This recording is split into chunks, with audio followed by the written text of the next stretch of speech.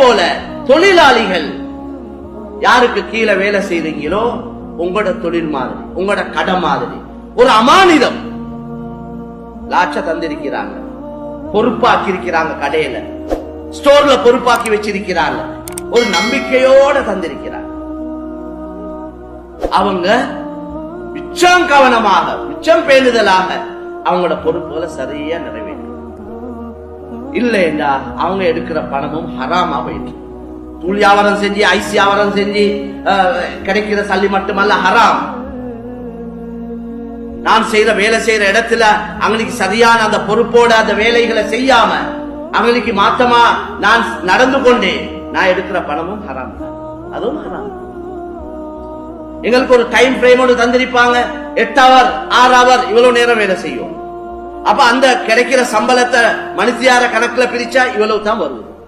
அப்ப ஒருத்தர் காலையில 1 மணித்தியாரம் எடுக்கிறார், மாலையிலே 1 மணித்தியாரத்தை வீணாக்குறார், போன்ல இருக்கிறார். வியாபார கவலையான விஷயம், முந்தி இப்படி ஒன்று இருக்கே இல்ல.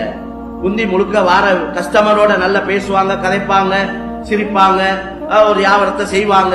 இப்ப எல்லாரும் போன்ல அவங்க யார் யாரோட தொடர்பு வச்சிருக்கிறாங்க, அவங்களோட பேச்சு போகுது, சாமான் கேட்டு வாரார், சாமான் இருக்கி இவருக்கு இந்த தொடர்பு இல்லாம போகுமே, அதுக்காக சாமான் இல்ல, வாரக்கிழமை வாங்க, முடிஞ்சு வர இருக்குது, சும்மா போய்க்கு சொல்றது அநியாயம், தவறு, இது குற்றம். அவங்களோட வாழ்க்கையில பரக்கத்தை எதிர்பார்க்கல. தொழிலாளிகள் அவங்களோட பொறுப்புகளை சரியா அவங்க செய்யணும். டைம், நேரம், காலம், பொறுப்புகளை கொடுத்த அமானிதத்தை சரியா நிறைவேற்றுவாங்களா இருந்தா முதலாளி ஏதோ அவரும் சரியா கவனிக்காட்டி அவரை அல்லாஹ் பார்த்துக் கொள்வான் அவரை. ஆனா இவரது வாழ்க்கையில அல்லாஹ் பரக்கத் செய்வான். இவருக்கு கிடைக்கிற அந்த சம்பத்தில் அல்லாஹ் அபிவிருத்தியை உண்டாக்குவான். அதை கொண்டு இவரது கடமை இவர் செய்யறார்.